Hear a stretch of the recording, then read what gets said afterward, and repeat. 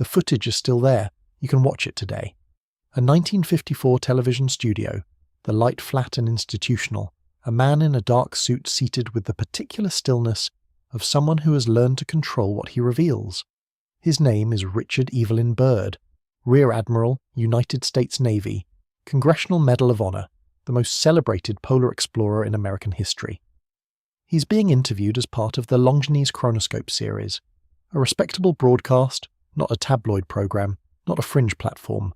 The interviewer is composed, the questions are polite, and then Byrd says something that the program simply moves past, something that the audience apparently absorbed without alarm, something that has sat in that archive for 7 decades without ever receiving a formal answer from anyone in a position to give one. He says there is land beyond the pole, land containing resources, land that could matter, he implies, to the entire world. The interview continues, no follow-up, no clarification. The camera does not linger on his face for what the moment deserves. The program ends, and the United States government, the Navy, the State Department, the National Security Council, every institution that had funded, decorated, and deployed this man for 30 years never once said publicly what he meant. That silence is where this story begins. The accepted version of Richard Byrd is clean and heroic. He flew over the South Pole in 1929. He led multiple Antarctic expeditions. He endured a winter alone at a remote weather station in 1934, nearly dying from carbon monoxide poisoning, and wrote a book about it. He was the kind of man that mid-century America produced and celebrated. Disciplined, courageous, institutionally loyal, and useful to the national narrative. When he returned from his most ambitious mission, Operation Highjump 1946 to 1947, he was greeted as a hero again. The official description of that operation was straightforward. A post-war naval exercise, a training deployment, a mapping mission. Routine work in a remote and hostile region. The mission concluded and the men came home. That is the official story. It is clean. It is on record. It has the advantage of being partially true, which is what makes it so durable. But here is where the story breaks. Not at the edges, at the centre. Operation Highjump was not a small training exercise. It was the largest military expedition ever sent to Antarctica.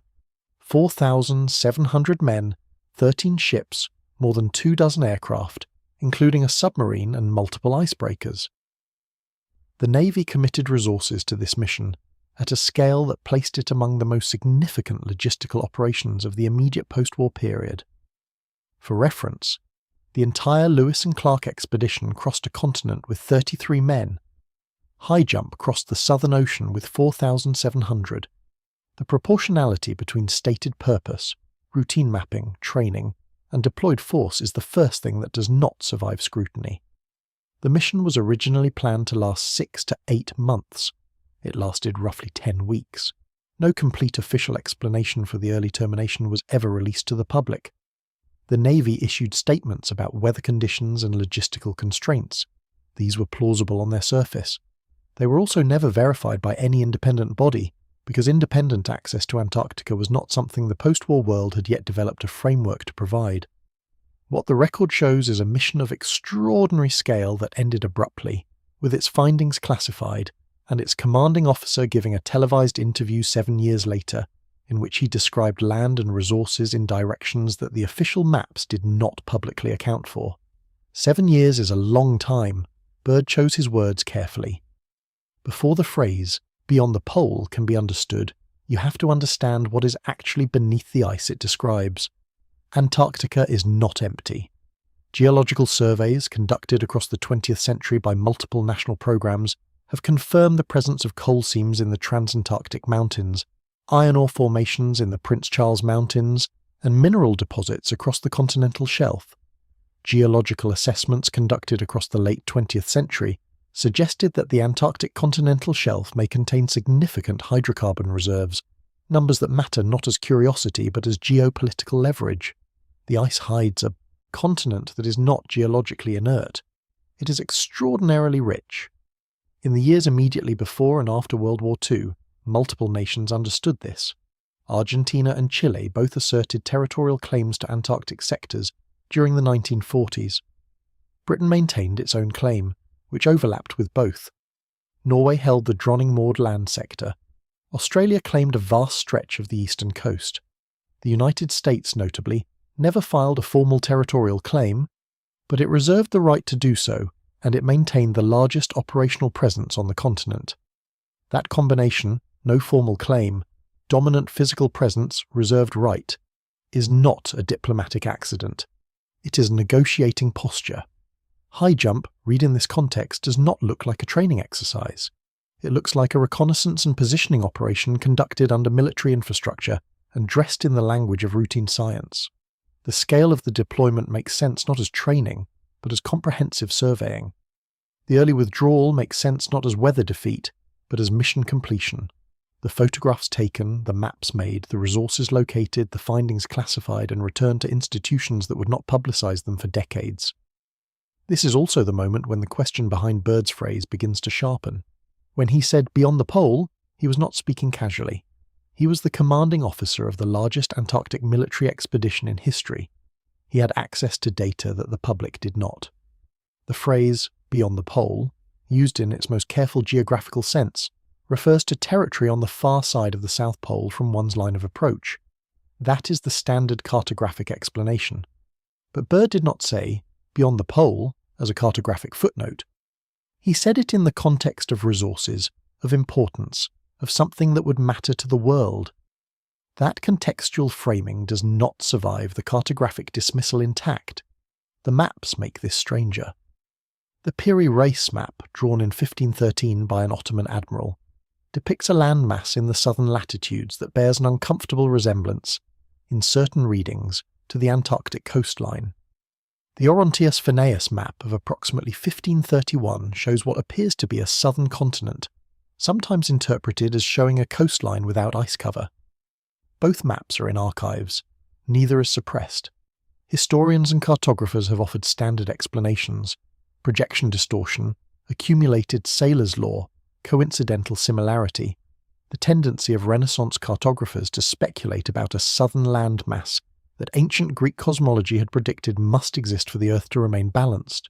These explanations may be correct, but what is notable is how quickly and completely the standard dismissal solidified in the mid-20th century, precisely as Antarctica was becoming a subject of active geopolitical negotiation. The maps were not hidden. They were filed under curiosity, which amounts to the same thing. A curiosity does not require a policy response. A legitimate historical anomaly might. Labeling something a coincidence is one of the most effective ways to ensure it stops generating questions. 7 years after Highjump ends, Byrd speaks on television. He is calm. He is not a man prone to recklessness. His entire career has been defined by institutional alignment, by working within the structures of naval command, government funding and official sanction. He does not say something inflammatory. He says something careful and incomplete, which is almost stranger. He gestures toward a direction on the planet and describes it in terms of material consequence, and the interview continues as though he has said nothing at all. That is not the behavior of a man who accidentally said too much. That is the behavior of a man who said exactly as much as he had decided to say. In 1947, the year he returned from Highjump, Byrd gave statements to the press that were widely reported at the time and then quietly absorbed into the general record without generating the investigations they might have warranted. He spoke about the strategic vulnerability of the polar regions. He spoke, in terms that were restrained but not ambiguous, about the possibility of aerial attack from the poles in a future conflict. These statements were interpreted through the Cold War lens of Soviet threat. They may have been meant through a different lens entirely, but the Cold War provided a convenient explanation for warnings that could not be fully elaborated in public, and convenient explanations in mid-century America were efficiently accepted. What changed between 1947 and 1954 was not small. The hydrogen bomb was tested. The Soviet Union detonated its own atomic device. The Korean War was fought and frozen. The geopolitical architecture of the post-war world hardened into the bipolarity that would define the following 4 decades. And quietly, in diplomatic channels that were not widely covered by the press, the major powers began moving toward what would eventually become the Antarctic Treaty. The negotiations were real. The treaty was real. It was signed in 1959, and it is still in force today, governing a continent that covers 14 million square kilometers and sits at the bottom of the world. 54 nations are party to it. Virtually every country with the technical capacity to reach Antarctica has signed. The treaty is framed as one of the great international achievements of the Cold War era.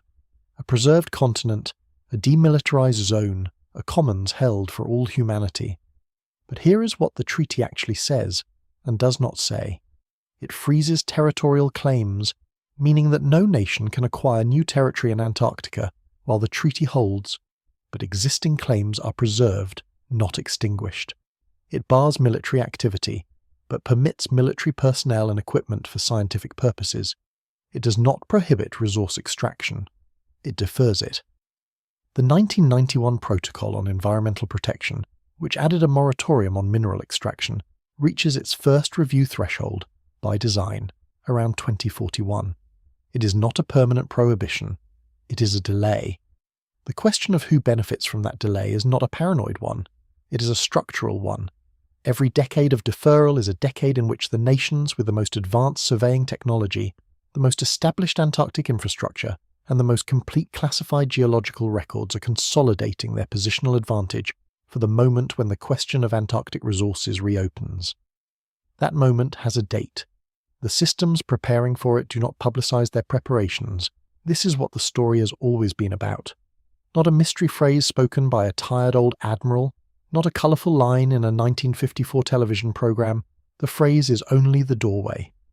What it opens onto is a 70-year structure of managed access, deferred questions and classified knowledge, built on a continent whose importance everyone in a position to know understood completely, and whose public framing was designed to ensure that ordinary people understood it as something else entirely. Byrd died in 1957, 3 years after the interview, 2 years before the treaty was signed. He never clarified what he meant by beyond the pole, and nobody with the standing to ask him directly ever did so on the record. The institutions that funded his career, classified his findings, and eventually built an international legal framework around the continent he had mapped. Those institutions moved forward without him. The phrase stayed in the archive, available, unresolved, and largely unremarked upon by anyone in official life. The question is not what Byrd meant. The question is why nobody with the authority to answer ever chose to. Watch the interview again. Same studio, same flat institutional light, same composed man in the same dark suit. But this time, you're not hearing the phrase for the first time. This time you know what came before it. The fleet, the classified findings, the abrupt return, the 7 years of silence. And the sentence lands differently. It lands like something that was chosen. Not performed, not accidental, not the wandering of an old man losing his precision. Chosen. Because Richard Byrd was not a man who spoke imprecisely about things he understood completely, and Antarctica was the thing in the world he understood most completely of all. He was not a crank. That point is worth holding firmly, because the easiest way to neutralize an inconvenient statement is to reclassify the person who made it. Cranks are dismissed. Decorated admirals with 30 years of institutional backing are supposed to generate institutional responses. Byrd's funding came from the United States Navy, from the National Geographic Society, from private industrial donors whose names appear in expedition records alongside the names of corporations with obvious interests in resource geography. He operated inside the system. He was, in many ways, its most celebrated product. Which means that when he said something the system never addressed, the silence reflects not on him but on the system. He spoke. The system did not respond. The asymmetry is the evidence. The Antarctic Treaty was signed on December 1st, 1959, by the original 12 nations active in Antarctica during the International Geophysical Year of 1957 and 1958. The United States, the Soviet Union, the United Kingdom, France, Argentina, Chile, Australia, Norway, New Zealand, Belgium, South Africa, Japan. The treaty came into force in 1961.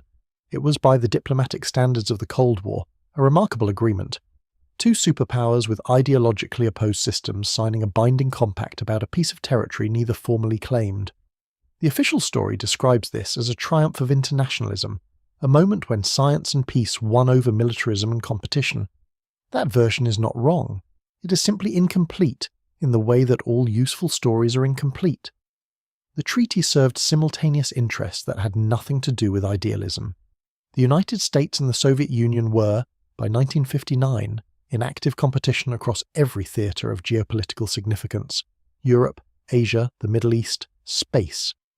A confrontation over Antarctic territorial claims would have opened another front neither side needed, in a region where the logistical costs of projection were enormous and the diplomatic rewards uncertain.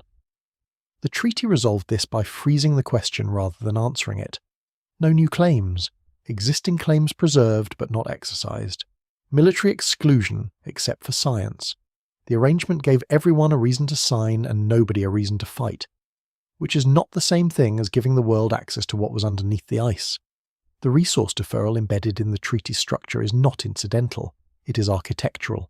The treaty's original text does not address minerals or hydrocarbons at all. That absence was deliberate. Raising resource rights in 1959 would have made the negotiations collapse. So the question was left open, which meant it was left to whoever was best positioned when the question eventually had to be answered. The 1991 protocol added the moratorium on mineral extraction. The protocol's drafters knew what they were writing. A moratorium with a review threshold is not a prohibition, it is a schedule. The year 2041 appears in Antarctic governance discussions the way a clause in a long-term contract appears, quietly, with enormous implications for whoever reads it carefully. The nations with the most comprehensive geological surveys of Antarctica, the most established year-round research infrastructure, and the most complete classified records of what Highjump and its successor operations found, those nations are not waiting passively for that window. The positioning has been underway for decades. China dramatically expanded its Antarctic presence in the 2000s, establishing multiple stations and investing in icebreaker capacity at a pace that Antarctic analysts noted publicly and governments responded to privately. Russia maintained its Soviet-era station network through the economic collapses of the 1990s, keeping its footprint intact when other priorities might have argued for abandonment.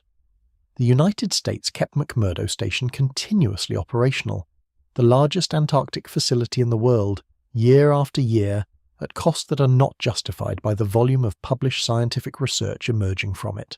The science is real. The science is also not the whole story. Now consider the diaries. Byrd kept records throughout his expeditions, journals, logs, official accounts. Some of these were published during his lifetime and became part of the public record. Others exist in more fragmented or contested form. In the decades since his death, certain entries attributed to his 1947 Highjump expedition have circulated in research communities. Entries describing, in language that has been characterized as either metaphorical or literal depending on the interpreter, a flight encounter with an unusually temperate region, green terrain, land that did not match the ice-covered surface the official maps described. These entries are the basis of the most dramatic claims made about Byrd in popular culture, and they are also the entries whose archival status is least clean. The standard dismissal is fabrication, that the entries were invented after the fact and attributed to Byrd to give them credibility. This is possible. The problem with the fabrication explanation is that it requires believing in a clear negative, that the originals definitively do not say what the circulating versions claim. That negative has not been established, because the original manuscripts are not freely accessible. The Byrd papers held at the Ohio State University's Byrd Polar and Climate Research Center contain significant archival material, but access is tiered, some materials are restricted, and the process of independently verifying specific claimed diary passages against original manuscripts is not straightforward for researchers outside institutional frameworks. What that gap reveals is not necessarily what Byrd wrote. What it reveals is how institutional legacy management works. When a government-connected figure dies, the organizations that managed his career often play a central role in managing his archive. What gets preserved in accessible form? What gets classified? What gets catalogued as fragile and therefore restricted? What gets described as lost? These decisions are not random. They reflect what the institutions handling the archive consider worth protecting. A diary entry describing unremarkable survey flights protects nothing and requires no special handling. A diary entry describing something that contradicts the official narrative of what Highjump found, that is a different calculation. The argument here is not that Byrd discovered something extraordinary and the government erased it. The argument is narrower and more disturbing. that the institutional management of his legacy was calibrated to ensure that the most consequential questions his career raised could not be resolved from the public record alone. The gap in the chain of custody is not evidence of a specific buried fact. It is evidence of a specific protective mechanism. The difference matters, but only barely. And then there is the silence itself, which has its own architecture. No administration, not Eisenhower's, which oversaw the treaty's drafting, not Kennedy's, not any administration through the present day, has ever issued a formal public statement addressing what Byrd meant by beyond the pole. This is not a minor omission. Byrd was not a marginal figure whose statements could reasonably be left unaddressed. He was the most prominent polar explorer in American history, publicly funded, publicly decorated, speaking on a nationally broadcast television program, describing undisclosed territory and resources in directions that the United States had just spent enormous resources exploring under classified conditions. The institutional silence that followed is not the silence of oversight. It is the silence of decision. Compare the treatment of ambiguous statements made by other major explorers and scientists in the same era. When early astronauts made oblique references to things observed during missions, those references generated immediate official responses, clarifications, press statements, additional briefings. When oceanographers in the 1960s described anomalous deep-sea formations, funding followed quickly and the findings were absorbed into official scientific literature. The institutional apparatus of mid-century American knowledge management was not passive. It was responsive, selectively. What it chose not to respond to is as informative as what it did. Byrd's statement generated nothing from the institutions that had built his career and classified his findings. Not a clarification, not correction, not an acknowledgement that the question existed. The interview was absorbed into the archive of mid-century television history and left there in plain sight, which is the most effective place to leave something you have decided not to answer. Antarctica today is not inaccessible in the way that classified documents are inaccessible. You can go there. Cruise ships carry tourists to the peninsula each southern hemisphere summer. Researchers from dozens of nations work at stations scattered across the continent. Satellite imagery is publicly available and shows the coastline in extraordinary resolution. None of this is hidden. What is not available is independent, unsupervised access to the interior. No civilian can fly over the deep continental interior without approvals routed through treaty nation frameworks. No private party can drill, excavate, or extract anything without violating the protocol. The tourist corridors are narrow strips of coastal access. The research stations operate under the sovereign administrative jurisdiction of their sponsoring nations, in a territory where sovereignty is officially unrecognized. A legal arrangement that means, in practice, that each station answers to its government and to no one else. The continent that belongs to all humanity is administered entirely by the governments of the nations wealthy enough to maintain a physical presence on it. This is the architecture that the treaty built, and it is functioning exactly as designed. The story that the 20th century told about Antarctica, pristine preserve, scientific commons, triumph of international cooperation, was not a lie. It was a frame. Frames are not lies. They are selective emphases. The frame of scientific preservation made the treaty politically viable, gave it moral vocabulary, and allowed the nations signing it to appear to be acting in the interest of all humanity, while simultaneously locking in the access structures that served their own long-term interests. Every decade of preservation is a decade in which the parties with the most complete private knowledge of what is beneath the ice maintain their positional advantage over everyone else. Byrd's phrase does not unlock a hidden civilization. It does not prove a suppressed map of a warm continent. What it does is point from 1954 toward the specific question that the next century of Antarctic governance would be quietly organized to prevent from being answered in public. The phrase sits at the junction between what the official record acknowledges and what the operational record, the classified surveys, the mission findings, the geological assessments held in restricted archives, actually contains. He had been there. He had the clearance, the credibility, the career, and the occasion to say more. What he said was this: there is land, there are resources, there is territory beyond the pole, and the institutions that sent him there classified his findings, negotiated the legal framework that governs the continent, and managed his legacy after his death in 1957, those institutions never said what he meant. Maybe that is because the answer was simple and cartographic, and simply nobody thought to formalize it. Or maybe the answer was something else entirely, and the system understood, without needing to be told explicitly, that some questions are more useful left open than answered, that an unresolved phrase in a 1954 television archive is less dangerous than a formal clarification that might generate the next question, and the one after that, and the one that eventually arrives at what 4,700 men and 13 ships went south to find in the winter of 1946, and what they were instructed when they came back, not to say plainly. The interview is still there. The footage is still available. The man is still seated, composed, choosing his words, and the phrase is still waiting for the answer that no one in 7 decades has seen fit to give it.